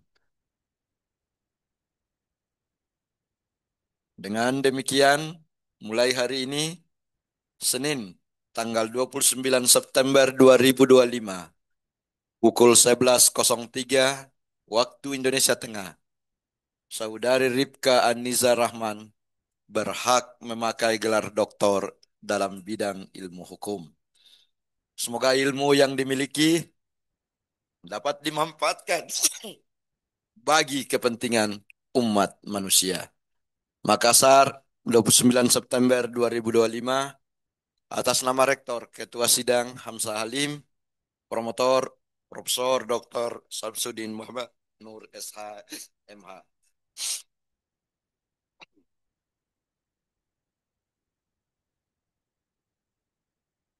Selamat kepada saudara yang amat terpelajar ya, Dr. Rifka Nizar Rahman SH MH. Begitu juga kepada kedua orang tua dan keluarga besar dan handai tolan. Ya, termasuk selamat kepada institusi di mana saudara mengabdi. Mudah-mudahan dengan gelar akademik tertinggi ini, dengan ilmu yang diperoleh selama proses pendoktoran, ya seperti kata-kata yudisium, pengabdian saudara semakin memberi manfaat yang sebesar-besarnya bagi sebanyak-banyaknya umat manusia. Penting saya sampaikan bahwa yang amat terpelajar, Saudari Rifka, Dr. Rifka Nizar Rahman SMH ini menempuh pendidikan doktor di Fakultas Hukum Unhas dengan lama studi 3 tahun 7 bulan. Ya, lama studi yang tergolong singkat bagi mahasiswa yang mengambil program doktoral di Fakultas Hukum Unhas. Dengan nilai disertasi ini cukup tinggi, 90,29, dan indeks prestasi kumulatif ini nyaris sempurna, 3,94. Hal yang membuat tidak bisa menyandang gelar cum laude ada dua. Yang pertama, masa studi lewat 7 bulan dari masa studi tepat waktu 3 tahun. Yang kedua, publikasi ilmiah, ya jurnal bereputasi setara dengan Scopus, itu hanya satu. Peraturan rektor mengharuskan dua. Tetapi ini tidak mengurangi arti dan makna keberhasilan saudara mencapai gelar akademik ini karena di ijazah tidak ditulis di situ, dan pada saat saudara menuliskan nama lengkap nanti juga tidak ditulis Dr. Cum Laude gitu. Ya, saya kira itu. Penyerahan hasil yudisium oleh Ketua Sidang kepada Dr. Rifka Anissa Rahman SHMH dipersilahkan mengambil tempat.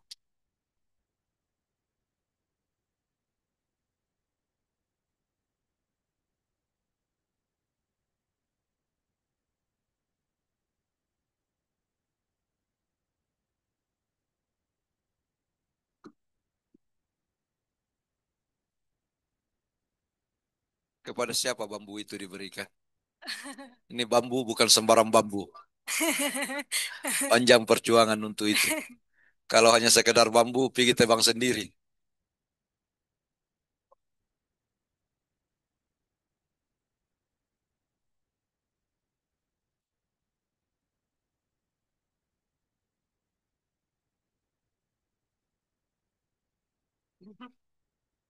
Ya, baik. Sekali lagi karena saya memimpin sidang atas nama rektor, ya maka atas nama rektor, ya pimpinan fakultas dan segenap tim promotor dan penilai yang ada, sekali lagi saya ingin menyampaikan ucapan selamat atas raihan ya prestasi yang cukup bergengsi. Mungkin presentasi jumlah penduduk Indonesia yang meraih gelar doktor itu dari 270 sekian penduduk Indonesia itu barangkali belum sampai di angka 20 sampai 30% gitu ya. Dan ini di awal saya katakan bahwa doktor itu adalah gelar akademik tertinggi. Jadi selamat kepada saudara bergabung dalam komunitas bangsawan akademik ya. Ya gitu. Dan Tuhan yang berjanjikan itu hanya dua golongan umat Islam yang dijanjikan untuk diangkat derajatnya oleh Tuhan, yaitu orang yang berilmu dan orang yang beriman. Berilmu ya, bukan bergelar. Maka jangan pernah berhenti belajar. Baik, tadi saya sampaikan bahwa yang amat terpelajar Dr. Ripka Nizar Rahman ini menempuh pendidikan doktoral di Fakultas Hukum Unhas ini dengan waktu yang terbilang sangat singkat, 3 tahun 7 bulan. Ya, pasti semua dia bilang ya cepat sekali memang tahu. Tapi yang sekolah pasti bilang bukan kau yang sekolah. Saya lama sekali saya rasa gitu. Tentu banyak hal yang sudah dilalui dan dirasakan karena yang kita pahami bersama setiap keberhasilan itu membutuhkan perjuangan. Dan setiap perjuangan pasti membutuhkan pengorbanan. Kita tidak pernah tahu apa yang dikorbankan oleh Dr. Ripka hingga bisa meraih gelar akademik tertinggi pada hari ini. Dan untuk menjadi motivasi buat yang masih sekolah, motivasi bagi yang belum sekolah, dan motivasi bagi yang sudah tidak bisa sekolah agar menyekolahkan anaknya nanti, ya bisa berdiri di podium ini. Meskipun bisa juga berdiri kalau diam-diam datang sendiri sini, ya kan? Maka saya memberikan kesempatan pada yang amat terpelajar, Dr. Ripka Nizar Rahman SHMH untuk menyampaikan kesan dan pesan yang dirasakan atau dialami selama menempuh pendidikan doktoral di Fakultas Hukum Unhas. Silakan. Terima kasih Prof atas kesempatannya. Bismillahirrahmanirrahim. Assalamualaikum warahmatullahi wabarakatuh. Jujur, ini bukanlah hal yang mudah bagi saya. Sejak dulu saya terbiasa mengerjakan sesuatu dengan menargetkan capaian tertentu. Target saya kali ini sebenarnya meleset. Seharusnya mungkin bisa lebih cepat dari ini. Namun hal tersebut Allah gantikan dengan sesuatu yang lebih jauh, lebih luar biasa. Sempat ada rasa kecewa karena tidak lulus beasiswa, tetapi ternyata Allah memberikan rezeki yang lebih luar biasa, yaitu beasiswa seumur hidup, yang dimana saya diterima sebagai ASN di BKN. Anugerah pernikahan dan kehadiran seorang anak yang sangat menggemaskan. Saya meyakini sepenuh hati bahwa apapun kehendak Allah adalah yang terbaik. La haula wa la quwata illa billah. Hari ini bukan sekedar seminar promosi bagi saya, melainkan kesempatan berharga untuk menunjukkan rasa syukur dan mengucapkan terima kasih dari lubuk hati terdalam. Dengan penuh penghargaan dan rasa hormat, penulis menyampaikan ucapan terima kasih yang sebesar-besarnya kepada Prof. Hamzah Halim selaku Ketua Sidang, kepada Prof. Dr. SM Nur selaku promotor, serta Prof. Masba dan juga Prof. Iin selaku kopromotor atas segala perhatian, arahan, dan bimbingan yang diberikan selama proses penelitian disertasi ini. Kesediaan beliau-beliau untuk meluangkan waktu, memberikan masukan yang konstruksi, serta menunjukkan arah yang tepat dalam penyusunan karya ilmiah ini merupakan kontribusi yang sangat berarti bagi pencapaian akademis penulis. Semoga segala kebaikan, ilmu, dan dedikasi yang telah diberikan memperoleh balasan yang setimpal dan menjadi amal jariah yang mengalir. Tetap sehat, Prof. Untuk ucapan terima kasih yang tulus juga kepada penulis, kepada semua tim penguji, yaitu Prof. Dr. Judariksawan, Bapak Dr. Laude Abdul Ghani, dan juga Bapak Dr. Kadarudin selaku tim penguji internal, serta kepada Prof. Dr. Zudan Arif Fakrullah selaku penguji eksternal atas segala masukan, koreksi, dan arahan yang sangat mendalam untuk menyempurnakan disertasi ini. Kehadiran dan perhatian Bapak-bapak sekalian dalam setiap tahap akademis penulis telah menjadi dorongan berarti untuk terus memperbaiki dan menyempurnakan karya ilmiah ini. Sejak kecil hingga akhirnya berdiri di titik ini, saya sadar belum pernah benar-benar menyampaikan terima kasih yang penuh arti dan bermakna kepada kedua orang tua saya.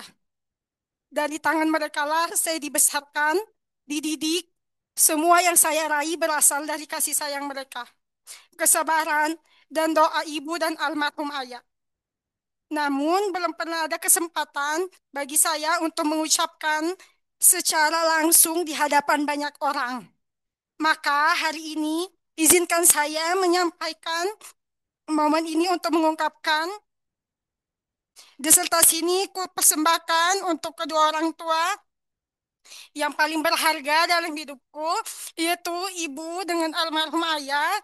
Terima kasih atas segalanya. Betapa bersyukurnya dan beruntungnya Vika menjadi anak dari ayah dan almarhum ayah.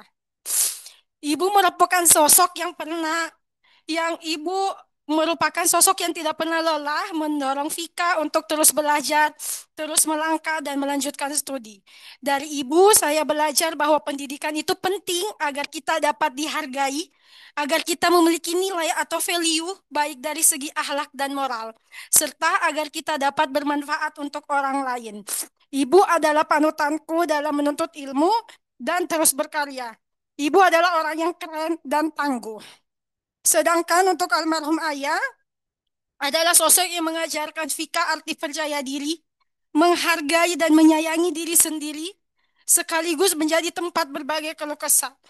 Ayah juga selalu memberikan saya semangat dan motivasi. Ada satu pesan dan motivasi dari almarhum ayah yang selalu Vika pegang. Ayah pernah berkata, terkadang kita gagal bukan untuk berhenti, tetapi agar kita mundur sejenak untuk melompat lebih tinggi. Jangan lihat siapa yang memulai atau start duluan, tetapi lihat siapa yang sampai ke garis finish. Untuk suami saya tercinta, terima kasih kakak sudah hadir di dalam hidup Vika. Kehadiran kakak bukan hanya memberi warna, tapi juga menjadi kekuatan besar yang membuat Vika bisa berdiri sampai sejauh ini. Terima kasih karena sudah menjadi teman, sahabat, sekaligus rumah tempat Vika kembali. Dari kakak, Vika belajar arti tanggung jawab, kerja keras, semangat belajar, dan cinta yang tak pernah habis. Vika tahu perjalanan kita tidak selalu mudah. Kita sering harus menjalani hari-hari dengan jarak, terpisah oleh keadaan. Tapi justru di tengah jarak itu, Vika semakin sadar betapa berharganya kakak dan betapa besar arti kebersamaan kita.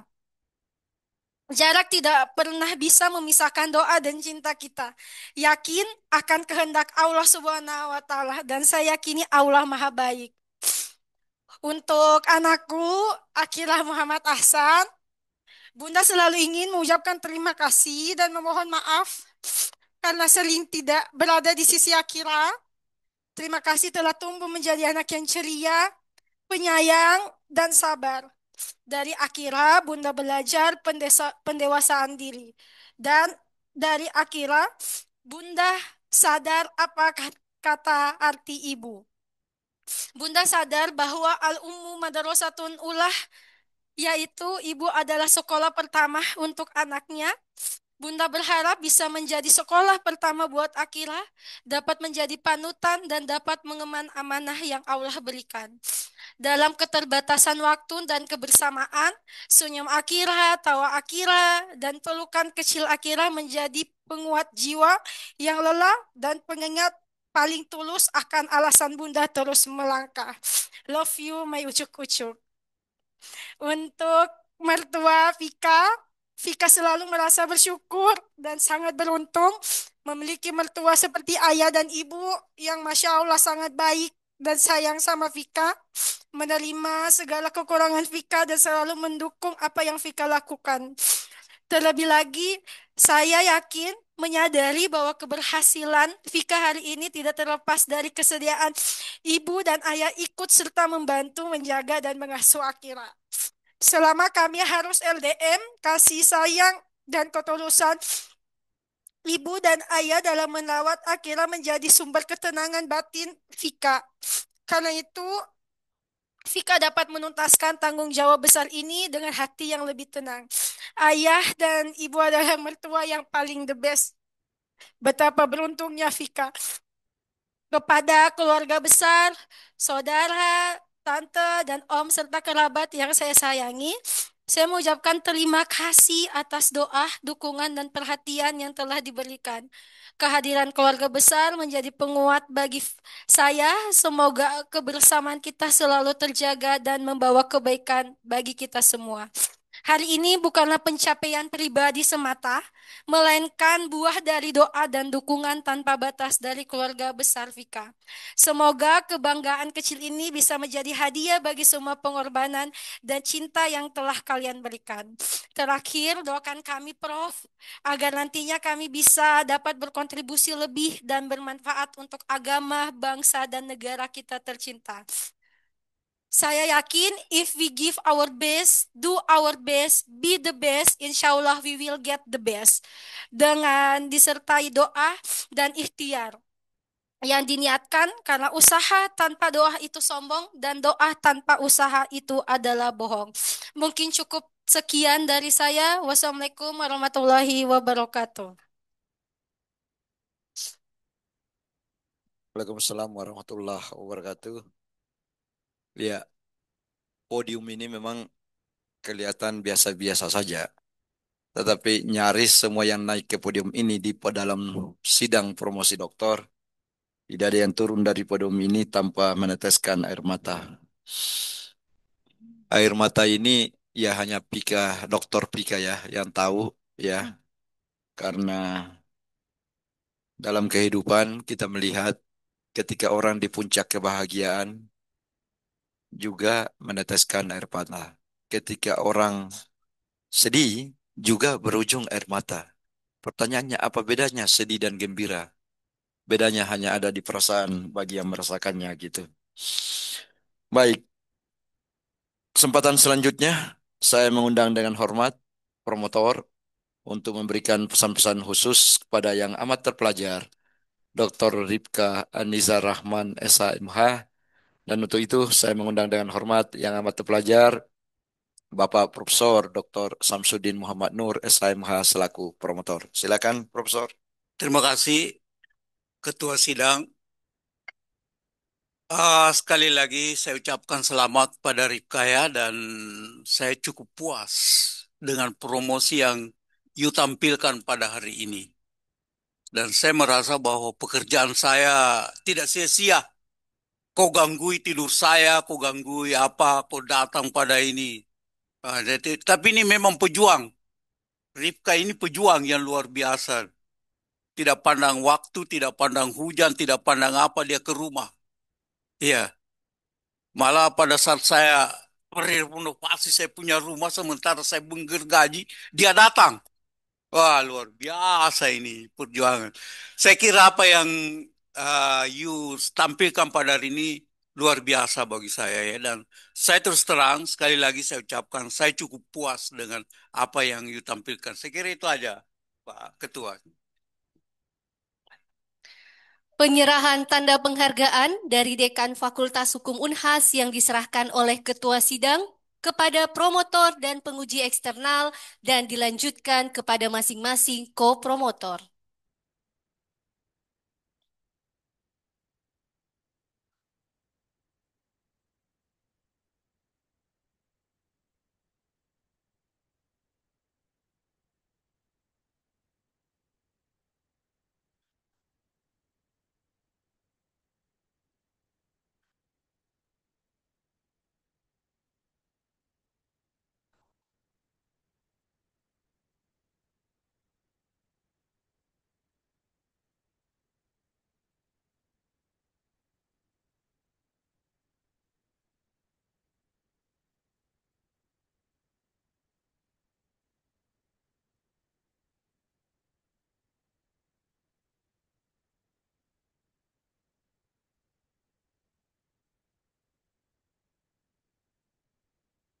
Sidang terbuka ujian promosi doktor Fakultas Hukum Universitas Hasanuddin ditutup oleh Ketua Sidang.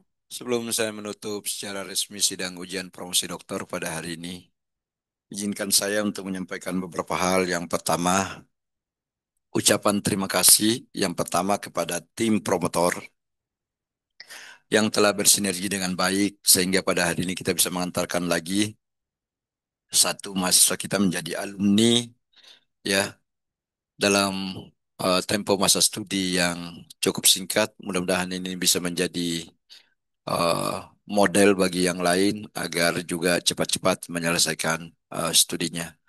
Begitu juga ucapan terima kasih saya sampaikan kepada segenap tim penilai yang ada, yang saya yakin bukan hanya terlibat dalam proses penyelesaian tugas akhir dari Saudara Dr.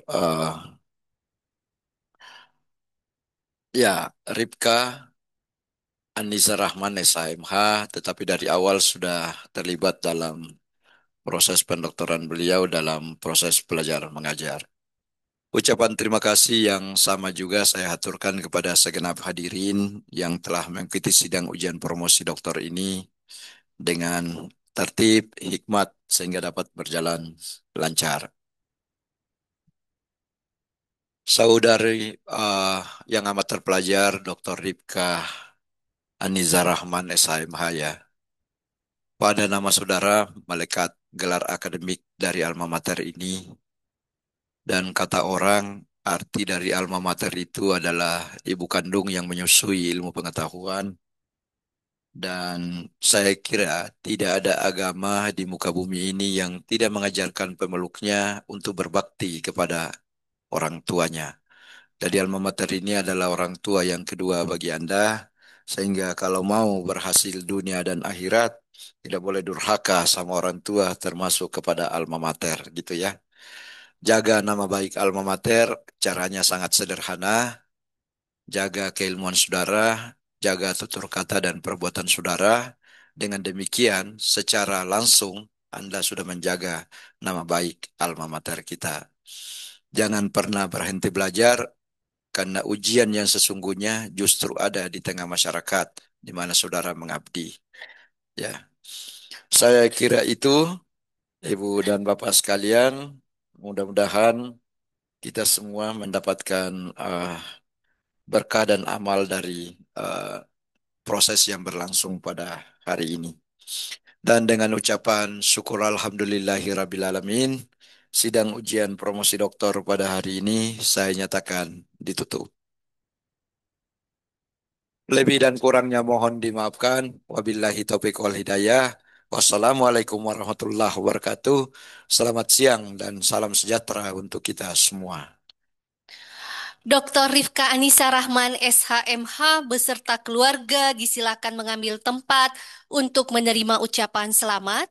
Ucapan selamat dimulai oleh Dekan Fakultas Hukum Unhas selaku Ketua Sidang, dilanjutkan berturut-turut oleh promotor, kopromotor, dan tim penguji.